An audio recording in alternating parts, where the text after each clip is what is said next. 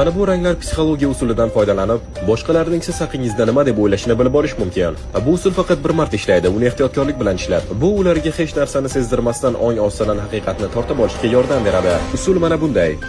Ulardan shunchaki so'rang. Men haqimda o'ylaganingda xayolingga qaysi rang keladi? Ular aytgan rang siz haqingizdagi asl his-tuyg'ularni ochib beradi.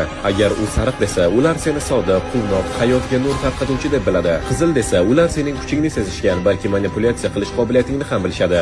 Ko'k, ular senga ishonishadi, seni xotirjam, qiziqarli chin do'st sifatida bilishadi. Pushti, ular seni shirin, beg'ubor yoki oson boshqariladigan deb hisoblashadi. Binafsha, sen ular uchun sirli, ijodiy, o'zgacha bo'lgan insonsan. Qora, sen o'zingdan iz qoldirasan, kuchli, zamonaviy e'tibordan chetda qolmaydigan odamsan. Yashil, ular seni erkin, ehtimol beparvo, lekin tirik deb ko'rishadi. Oq, xavfsiz, toza, balki biroz sodda deb o'ylashadi. Bu usulni sinab ko'r va senga qaysi rangni aytishganini kommentariyada yozib ket. Va hoziroq Amorex Telegram kanaliga qo'shil.